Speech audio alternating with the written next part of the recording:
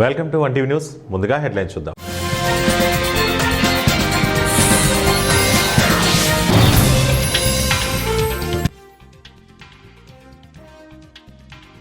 ఏపీలో కొత్త పెన్షన్లపై క్లారిటీ, మండలిలో సర్కార్ ప్రకటన.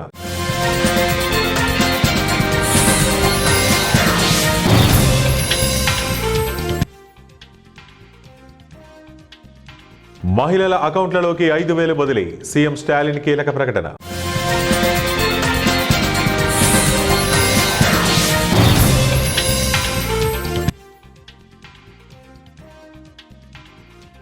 బాలీవుడ్ నటుడు రణవీర్ సింగ్ కు బిష్నోయ్ గ్యాంగ్ బెదిరింపులు. ఏపీలో కొత్త పెన్షన్ల కోసం ఎదురు చూస్తున్న వారికి ప్రభుత్వం ఇవాళ శుభవార్త చెప్పింది. ముఖ్యంగా పెన్షన్ల మొత్తం పెంపు తర్వాత రాష్ట్రంలో తిరిగి కొత్త దరఖాస్తుల్ని ప్రభుత్వం స్వీకరించడం లేదు. దీంతో గత ఏడాది నుంచి పెన్షన్ల కోసం భారీ సంఖ్యలో వృద్ధులు, వైతంతువులు, ఇతర వర్గాల వారు ఎదురు చూస్తున్నారు. ఈ నేపథ్యంలో అసెంబ్లీలో ఇవాళ ప్రభుత్వం కొత్త పెన్షన్లపై కీలక ప్రకటన చేసింది. ఈ మేరకు మంత్రి కొండపల్లి శ్రీనివాస్ క్లారిటీ ఇచ్చారు. బాలీవుడ్ ప్రముఖ నటుడు రణవీర్ సింగ్ కు బిష్నోయ్ గ్యాంగ్ నుంచి బెదిరింపులు వచ్చాయి. రణవీర్ ను అతని దగ్గర పనిచేస్తున్న వారిని చంపేస్తామని బిష్నోయ్ అనుచరుడి పేరుతో ఒక దుండగుడు హెచ్చరించాడు. ప్రముఖ దర్శకుడు రోహిత్ శెట్టిని కూడా ఇదే తరహాలో బెదిరించాడు. ఈ మేరకు వాట్సాప్ లో ఒక ఆడియో సందేశం పంపించినట్లు సమాచారం. ఈ బెదిరింపు సందేశంతో బాలీవుడ్ లో కలకలం రేగుతోంది. అతను తాను బిష్నోయ్ అనుచరుడిగా పేర్కొంటూ హ్యారీ బాక్సర్ అనే వ్యక్తి ఈ బెదిరింపులకు పాల్పడ్డాడు. తన డిమాండ్లను అంగీకరించకపోతే ఆ సెలబ్రిటీలతో పాటు వారి సిబ్బందిని హత్య చేస్తామని బెదిరించాడు. భవిష్యత్తులో 7 తరాలకు గుర్తుండిపోయేలా హత్య జరుగుతుందని వార్నింగ్ ఇచ్చాడు. అసెంబ్లీ ఎన్నికలకు ముందు తమిళనాడు ప్రభుత్వం మహిళలకు భారీ నజరానా అందజేసింది. రాష్ట్రంలోని సుమారు 1.31 కోట్ల మంది మహిళలకు ఇవాళ 5,000 బదిలీ చేసినట్లు సీఎం ఎంకే స్టాలిన్ తెలిపారు. కళైగనార్, మళిగర్, ఉరిమై, తోగై స్కీమ్ కింద నగదును ట్రాన్స్ఫర్ చేశారు. ఒక్కరోజే రాష్ట్ర ప్రభుత్వం దాదాపు 6,550 కోట్లు పంపిణీ చేసింది. సీఎం స్టాలిన్ మరో ప్రకటన కూడా చేశారు. మళ్లీ అధికారంలోకి వస్తే సహాయ నగదును 2,000కు పెంచనున్నట్లు చెప్పారు. కేఎంయూటీ స్కీమ్ కింద గత 3 నెలలకు సంబంధించి 3,000తో పాటు వన్ టైం సమ్మర్ రిలీఫ్ క్రింద అదనంగా మరో 2,000 కలిపి మహిళల అకౌంట్లలో డిపాజిట్ చేశారు. నిజమైన నాయకత్వానికి ప్రతీక పవన్ కళ్యాణ్ అని శీలంశెట్టి లక్ష్మయ్య అన్నారు. కడప జిల్లా పోరుమామిలలోని వారి కార్యాలయంలో మాట్లాడుతూ ప్రస్తుత రాజకీయాల్లో దాచుకుందామా అన్న ఉద్దేశంతో పాలన సాగుతున్న సమయంలో ప్రజల సమస్యలపై వెంటనే స్పందిస్తూ న్యాయం చేస్తున్న నాయకుడు జనసేన పార్టీ అధ్యక్షుడు పవన్ కళ్యాణ్ మాత్రమేనని లక్ష్మయ్య అన్నారు. గత ఎన్నికల్లో ఓటమి ఎదురైనా రాజకీయాల నుంచి తప్పుకోకుండా 2024 ఎన్నికల్లో నిలబడి గెలిచి ప్రజలకు న్యాయం చేస్తున్నారని కొనియాడారు. ఒక వ్యక్తికి న్యాయం చేస్తూ ముందుకు సాగుతున్న నిజాయితీ గల నాయకుడు పవన్ కళ్యాణ్ అని పేర్కొన్నారు. సీతారామరాజు మన బడ్జెట్ గురించి మాట్లాడాడు. ఓకే, బడ్జెట్ గురించి మాట్లాడడం బాగుంది. అట్లాంటి విషయం మాట్లాడండి. బడ్జెట్ విషయమా ఓటి విషయమా మామూలుగా ప్రతిపక్షంలో ఉన్నాక అడిగితేనే ప్రతి ఒక్కరికి భయం ఉంటుంది. ఒంట్లో భయం ఉండాలంటే ఏదో ఒకటి అడుగుతా అంటేనే బాగుండేది. మీరు రాజకీయ పరంగా అడగండి, ఇబ్బంది ఏం లేదు. దాన్ని మేము కూడా ఓకే, నో ప్రాబ్లం. కానీ అట్ట తిప్పి స్పెషల్ చార్జ్ అట అంటే స్పెషల్ స్టేటస్ కావాలంట. స్పెషల్ స్టేటస్ ఇవ్వలేదు, అడగచ్చు కదా అని.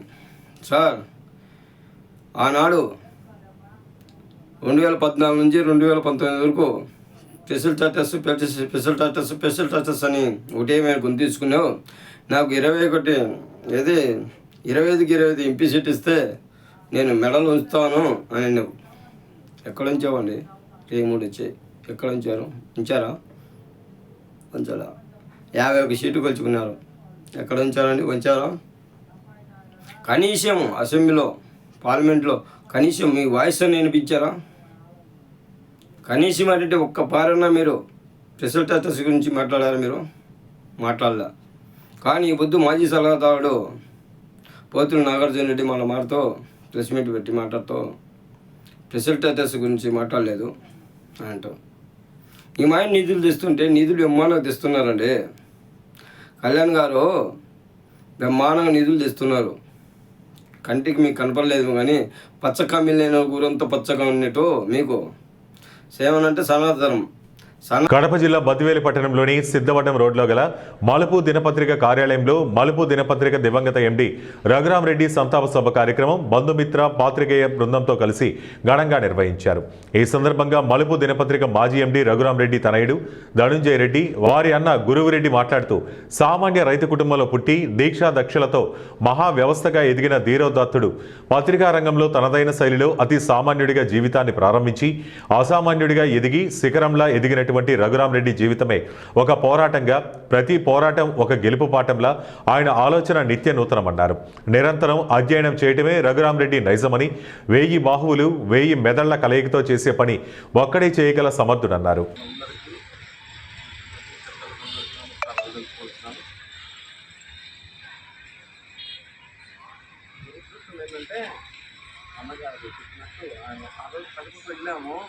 కానీ ఆ రోజు అప్పుడే వితిన్ 5 minutesలోనే డిసిషన్ తీసుకోవాలి. వాళ్ళు మా పెట్టాల్సిందే ఇండియా అది బెంగళూరులో మణిపాల ఇంకా ధైర్యం వాళ్ళే బాగుందంటే ఇంక పర్వాలేదు అనుకున్నాం. మరి దురదృష్టానికి వాళ్ళు కూడా ఏం చేయలేకపోయినారేమో. ఈ రోజు బాగుందన్న తర్వాత మళ్ళీ బ్రెయిన్ స్ట్రోక్ వచ్చేసింది. మళ్ళీ ఆపరేషన్ చేయాల్సిన పరిస్థితి ఏర్పడిన తర్వాత ఆయన ఆపరేషన్ చేసడానికి ఆయన బాడీ సహకరించాలి. బాగా 35-40 రోజులుగా ఏమి సోదరి రాజకీయం గారు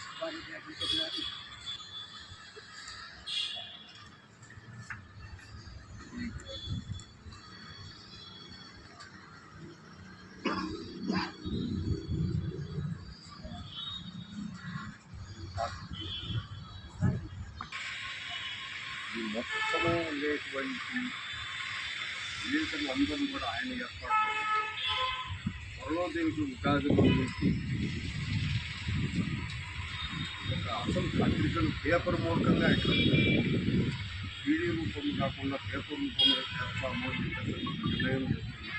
దానికోసం బిజినెస్ కూడా అన్ని కూడా మాట్లాడి కూడా పెట్టినాడు. అన్ని కూడా ఏర్పాటు చేస్తున్నాం.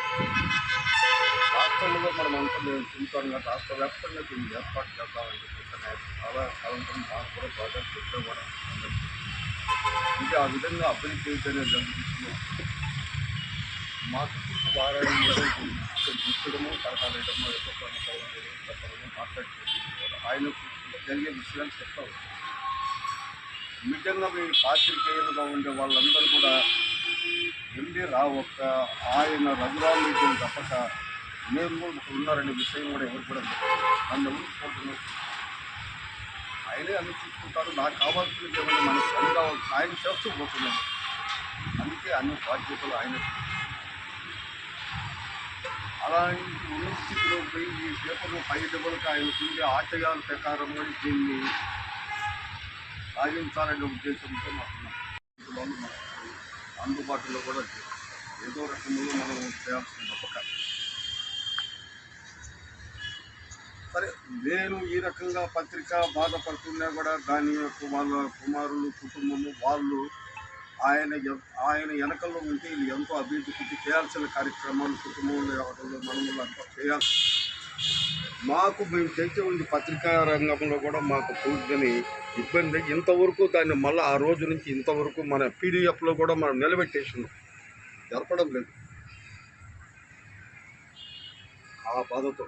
కానీ మన వాటి మిత్రులు కథాంగతమని చెప్పిన దానివల్ల మళ్ళా ఒకసారి మిమ్మల్ని అందరిలో ఆయన ఏర్పాటు చేసిన వాళ్ళందరూ కూడా మేము ముఖాముఖిగా ఎవరిని చూడలేదు కాబట్టి ఒక కర్నూలు నగరంలోని ఉస్మానియా కళాశాల వేదికగా వక్ఫ్ చట్టాలపై అవగాహన సదస్సు మరియు పుస్తకావిష్కరణ కార్యక్రమం ఘనంగా నిర్వహించారు. రిటైర్డ్ ఐఏఎస్ అధికారి ఇంతియాజ్ అహ్మద్ ఈ కార్యక్రమంలో పాల్గొని మౌజన్లకు మరియు ముతావల్లీలకు వక్ఫ్ చట్టాలపై ఉన్న సందేహాలను నివృత్తి చేశారు. కేంద్ర ప్రభుత్వం 2025లో వక్ఫ్ చట్టానికి చేసిన కీలక సవరణలను సామాన్య ప్రజలకు, ముఖ్యంగా ముస్లిం మైనార్టీలకు సులభంగా అర్థమయ్యేలా వివరించడమే ఈ కార్యక్రమ ముఖ్య ఉద్దేశం. సులభతరమైన, సంక్లిష్టంగా ఉండే చట్టపరమైన అంశాలను ముతవల్లీలు, మౌజన్లకు అర్థమయ్యేలా సరళీకరించి పుస్తక రూపంలో తెచ్చారు. ముఖ్యాంశాలను జతపరుస్తూ రూపొందించిన వక్ఫుల పుస్తకాన్ని ఇంతియాజ్ అహ్మద్ ఆవిష్కరించారు. వక్ఫ్ ఆస్తుల రక్షణ మరియు నిర్వహణలో పారదర్శకత కోసం ప్రతి ఒక్కరూ ఈ చట్టాలపై కనీస అవగాహన కలిగి ఉండాలని ఆయన సూచించారు. అండర్స్టాండింగ్ వక్ఫ్ లాస్ పుస్తకం మరి కర్నూలు నగరంలోని ఉస్మానియా కాలేజ్ సెమినార్ హాల్లో మరి ఈరోజు ఈ పుస్తక సమీక్ష ఏర్పాటు చేయడము, దీనికి చాలామంది పెద్ద సంఖ్యలో హాజరు కావడము చాలా ఆనందంగా ఉంది. మరి కేంద్ర ప్రభుత్వం 2025లో ఈ వక్ఫ్ చట్టం మీద చాలా సవరణలు తీసుకొని రావడము, ఆ సవరణల తర్వాత వక్ఫ్ మరి చట్టం ఏ విధంగా ఉంది, దీంట్లో విధి విధమైన మార్పులు జరిగాయి, వీటన్నిటిని సులభమైన రీతిలో రాయడం జరిగింది. దాని మీద చాలా అధ్యయనం చేసి నేను ఈ వక్ఫ్ కేంద్ర ప్రభుత్వం తీసుకుని వచ్చిన సవరణల మీద అధ్యయనం చేసి ఇంతకుముందు గత సంవత్సరం జాయింట్ పార్లమెంటరీ కమిటీ వారికి కూడా రికమెండేషన్స్ ఇవ్వడం జరిగింది. ఆ అనుభవంతో, అలాగే నేను మైనారిటీ వెల్ఫేర్ డిపార్ట్మెంట్లో ప్రిన్సిపల్ సెక్రటరీ కూడా పనిచేసి ఉండడంతో ఆ అనుభవంతో ఈ వక్ఫ్ చట్టాల మీద మరి ఈ పుస్తకాన్ని తీసుకొని రావడము, ఇది అందరికి కూడా ఏదైతే వక్ఫ్ సంబంధిత అధికారులకు కానీ, రెవెన్యూ అధికారులకు కానివ్వండి, ముతవల్లీలకు కానివ్వండి, లాయర్లకు కానివ్వండి, అందరికీ ఇది ఉపయోగపడుతుంది. మరి వారందరూ దీన్ని మరి చదివి వాళ్ళ ఉపయోగించుకుంటారని చెప్పేసి నేను ఆశిస్తూ సెలవు తీసుకుంటున్నాను. జై హింద్. Thank you. నాగర్ కర్నూలు జిల్లా అచ్చంపేట నల్లమలలో శివనామ స్వరంతో మారుమ్రోగుతున్న శివస్వాముల పాదయాత్ర శ్రీశైలం మల్లన్న దర్శనానికి తండోపతండాలుగా రామదండులాగా కదిలిన శివస్వాములు ఎండలకు సైతం లెక్క చేయకుండా కాళ్ళు బొబ్బలు వచ్చినా అంతా శివయ్యపై భారం వేసి కాలినడకన సాగిస్తున్న శివస్వాములు వయస్సును సైతం లెక్క చేయకుండా చిన్నారులు 100 కిలోమీటర్ల మేర పాదయాత్ర చేస్తుంటే చూసేవారు నివ్వెరపోవాల్సిందే. అడవిలో ముళ్ల చెట్లు, జంతువులను సైతం లెక్క చేయకుండా రాత్రి పగలు పాదయాత్ర చేస్తుంటారు. శివునిపై భారం వేసి నడక సాగిస్తే అన్నీ ఆ శివయ్య చూసుకుంటాడు అంటున్న శివభక్తులు పాదయాత్ర చేయటం వల్ల కోరికలు తీరుతాయని వారి ప్రగాఢ నమ్మకం. తెలంగాణ నుండి కాక చుట్టుపక్కల రాష్ట్రాల నుంచి వేల కొద్ది భక్తులు శివయ్య దర్శనానికి పోటెత్తారు. దారి వెంబడి శివభక్తులకు అన్నదానం, అల్పాహారం, పండ్లు ఏర్పాటు చేశారు స్థానికులు. అడవిలో అక్కడక్కడ టెంట్లు వేసి భక్తులకు ఆశ్రయాన్ని ఇస్తున్నారు. అడవిలో ఒక్కరొక్కరు ప్రయాణించరాదని, క్రూర మృగాలు దాడి చేసే ప్రమాదం ఉంది కాబట్టి ఎట్టి పరిస్థితుల్లోనూ అడ్డదారి వెంట ఒకరు ఇద్దరు ప్రయాణం చేయరాదని విజ్ఞప్తి చేశారు. అడవిలో తలదాచుకోవడానికి చలిమంటలు వేస్తే అటవీ హక్కుల చట్టం ప్రకారం చర్యలు తీసుకుంటామని హెచ్చరించారు. శివయ్య దర్శనం కోసం 100 కిలోమీటర్ల దూరం నుండి వచ్చిన శివభక్తులపై పోలీసులు లాఠీచార్జి చేయటం ప్రభుత్వానికి సిగ్గుచేటని విమర్శించారు. శ్రీశైలం శివుని దర్శనం కోసం వెళ్ళే ప్రతి ఒక్కరికి ఇక్కడ మేము అన్నదానము, ధ్యాన పరిచయాన్ని, అహింసా పరిచయాన్ని యొక్క కార్యక్రమాన్ని ఇక్కడ మొదలుపెట్టి దిగ్విజయంగా కొనసాగిస్తున్నాం. సో ఇటు హైదరాబాద్ నుంచి కానీ ఇతర రాష్ట్రాల నుంచి కానీ శ్రీశైలం వెళ్ళే ప్రతి వారు కూడా ఇక్కడ వటవర్లపల్లిలో ఉన్న ఆశ్రమాన్ని ఒకసారి సందర్శించి వారు అక్కడ భోజనం చేసి అక్కడ ధ్యాన పరిచయాన్ని తెలుసుకుని అందరూ ప్రతి ఒక్కరూ కూడా అహింసాయుతులు అవ్వాలని మన గాదే నగేష్ గారు వారి యొక్క లక్ష్యంలో భాగంగా ఈ యొక్క ఆశ్రమాన్ని స్థాపించి ముందుకు కొనసాగుతున్నారు. మిత్రులారా, ఈ రహదారిలో వటవర్లపల్లి అనేటువంటి గ్రామంలో ఇక్కడ మేము శ్రీ శివ పిరమిడ్ ధ్యాన కేంద్రము అనేటువంటిది నెలకొల్పడం జరిగింది. ఇది 2015 నుంచి ప్రతి సంవత్సరం ఇక్కడ శివరాత్రికి 11 రోజుల మునుపు అన్నదానము, తర్వాత ధ్యానదానము చేయడం అనేటువంటిది జరుగుతూ ఉంది. అదే ఉండేటువంటి క్రమంలో ఈ సంవత్సరము ఫిబ్రవరి 4వ తారీఖు నుంచి 14వ తారీఖు వరకు ఇక్కడ ఈ అన్న వితరణ అండ్ ధ్యాన సాధన చేయించడము అనేటువంటిది జరుగుతుంది. కాబట్టి అందరూ మీరు వినియోగించుకోవాల్సిందిగా మా యొక్క మనవి. సప్లై చేయడం చాలా సంతోషదాయకం. ఇదంతా ప్రపంచ శాంతిని వర్ధిల్లినట్లుగా, అంటే మానవాళి మొత్తం కూడా శివతత్వంలో అందరం ఏకత్వంలో భిన్నత్వం, అందరం ఒకటే అన్నట్లు సమానత్వానికి ఇది దారితీస్తున్నటువంటి ఈ శివదీక్ష మాలల ద్వారా చాలామంది ధర్మానికి కట్టుబడి మరి మానవాళ్ళందరూ కూడా ప్రపంచ శాంతి అంతా ఒకేలాగా ఉండాలని చెప్పి, మరి శివుడు ఎట్లయితే ఆధ్యాత్మికంగా మరి సోషలిస్టు అది ఎక్కువ అంటే అభిషేకాలకు లేకపోతే ధనవంతులకు దేవుడు కాదు, పేదవాళ్ళందరికీ కూడా దేవుడు, అందరి లోపల సమానత్వాన్ని చూస్తున్న ఈ శివదీక్ష సాములందరికీ మరి ఇది ఈ అన్నదాన కార్యక్రమాన్ని ఏర్పాటు చేసిన బాలరాజు వారి బృందానికి కూడా మరొక్కసారి ధన్యవాదాలు తెలియజేస్తూ ఆ శివుని కటాక్షం ఎప్పుడు ఉండాలని వాళ్ళ కుటుంబాలందరూ కూడా ఇట్లే దినదిన అభివృద్ధి చెందుతూ స్వాములకు సేవ చేసుకోవాలని కోరుకుంటున్నాను. జై తెలంగాణ. కర్నూలు జిల్లా పత్తికొండ నియోజకవర్గంలో పత్తికొండ మండలం చుట్టుపక్కల ఉన్న గ్రామాలలో 10 శివాలయాలు ఉన్నాయి. అందులో పత్తికొండ హైవే పక్కన ఉన్న శివాలయం మరియు రామలింగేశ్వర స్వామి ఆలయం ముఖ్యమైనవి. పత్తికొండ హైవే పక్కన ఉన్న శివాలయం ప్రత్యేకంగా వాహనాలకు పార్కింగ్ ఏర్పాటు చేశారు. ప్లేస్లోనే వాహనాలు నిలిపి ఆమె యొక్క దైవ దర్శనం చేసుకుని ప్రశాంతంగా వెళ్ళిపోవాలి, ప్రశాంతంగా ఇంటికి క్షేమంగా చేరుకోవాలని మనస్ఫూర్తిగా కోరుకుంటున్నాను. ట్రాఫిక్ సహకరించండి, మీ యొక్క విలువైన ఆభరణాల విషయంలో జాగ్రత్త వహించండి. ముఖ్యంగా స్త్రీలు ఒక్కరే రాకండి, వారి కుటుంబంతో సహా, వాళ్ళ పిల్లలున్న పెద్దలున్న కుటుంబంతో సహా రావాలని మనస్ఫూర్తిగా కోరుకుంటున్నాను.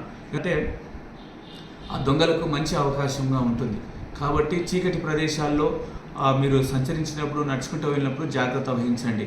ఆ ఇరుకు ప్రదేశాలలో ఉన్నప్పుడు కూడా వచ్చి దగ్గరగా మీకు బైక్ దగ్గరగా స్పోర్ట్స్ బైకులు, ముఖ్యంగా పల్సర్ బైకు, అపాచీ బైకులు, కొన్ని స్పోర్ట్స్ బైకులలో మీ దగ్గరికి ఎవడన్నా హెల్మెట్ పెట్టుకొని, క్యాపులు పెట్టుకొని, మాస్కులు పెట్టుకొని వచ్చినారంటే ఖచ్చితంగా మీరు తగు జాగ్రత్తలు తీసుకోవాల్సిందిగా కోరుకుంటున్నాను.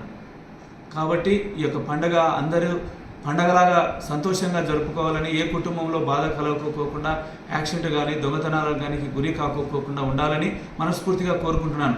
అదేవిధంగా మీరు ఈ పట్టణం వదిలి ఏదైనా వేరే ప్రాంతాలకు, మీ సొంత గ్రామాలకు మీకు ఇంటికి లాక్ చేసి వెళ్ళేటప్పుడు మీ విలువైన వస్తువులు ఇంట్లో పెట్టుకోకూడదు, మీ వెంట తీసుకెళ్ళండి. బంగారుకు, డబ్బులకు ఈ నైట్ దొంగతనాలు ఎక్కువ జరుగుతున్నాయి కాబట్టి మా దగ్గర 2 సీసీ కెమెరాలు మేము అరేంజ్ చేశాం. తిరుపతి జిల్లా పాకాల మండలం పాకాల జిల్లా పరిషత్ ఉన్నత పాఠశాలలో శ్రీ వెంకటేశ్వర అరవింద్ కంటి ఆసుపత్రి వారు చంద్రగిరి ఎమ్మెల్యే పులివర్తి నాని సూచనల మేరకు టీడీపీ పట్టణ అధ్యక్షుడు ఎల్వి నిఖిల్ చౌదరి ఆధ్వర్యంలో ఉచిత కంటి వైద్య పరీక్షలు శుక్రవారం నిర్వహించారు. ప్రభుత్వ జూనియర్ బాలుర కళాశాల విద్యార్థులకు, పిల్లలు, ప్రాథమిక పాఠశాల విద్యార్థులకు ఉచితంగా కంటి వైద్య పరీక్షలు నిర్వహించారు. అనంతరం మెరుగైన చికిత్స అవసరమైన పిల్లలకు తిరుపతి శ్రీ వెంకటేశ్వర అరవింద్ ఆసుపత్రికి ఉచితంగా చికిత్స చేయాలని సిఫార్సు చేశారు. ఈ కార్యక్రమంలో ఆసుపత్రి డాక్టర్లు, సిబ్బంది, విద్యార్థులు తదితరులు పాల్గొన్నారు. అక్కడ 621 మంది స్క్రీన్ చేయగా డిఫెక్ట్ ఉన్న వాళ్ళు 90 మంది చేరారు. ఇప్పుడు ఈ Pakala high school, Pakala government junior college boys, Pakala elementary school, Kalaru Varipalli elementary school, Virangaripalli elementary school మొత్తం కలిపి 1025 మందికి స్క్రీనింగ్ చేశాము.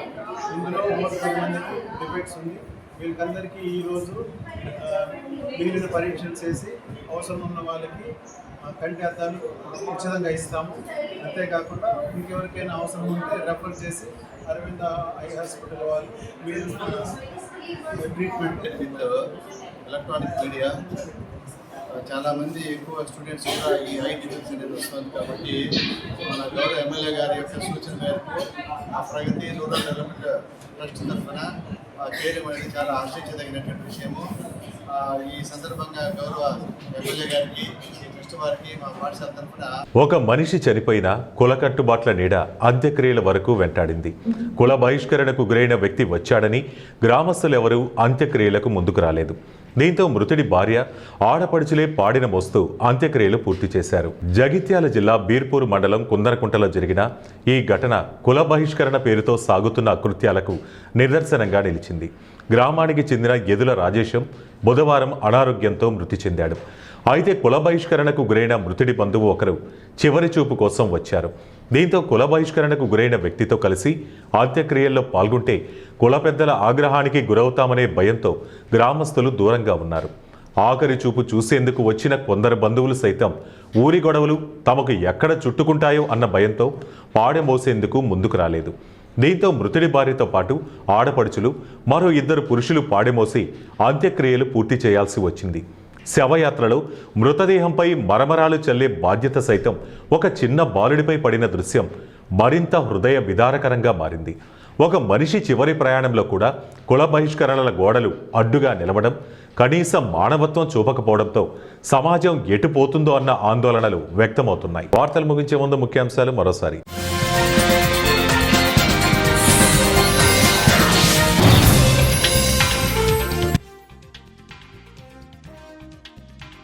ఏపీలో కొత్త పెన్షన్లపై క్లారిటీ, మండలిలో సర్కార్ ప్రకటన.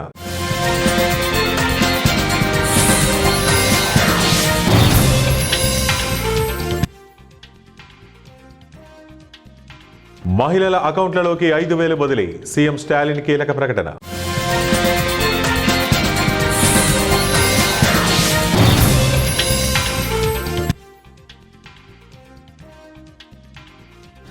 బాలీవుడ్ నటుడు రణవీర్ సింగ్ కు బిష్నోయ్ గ్యాంగ్ బెదిరింపులు. ఇవే ఇప్పటివరకు ఉన్న బులెటిన్ అప్డేట్స్. మరిన్ని అప్డేట్స్ కోసం చూస్తూనే ఉండండి 1TV న్యూస్.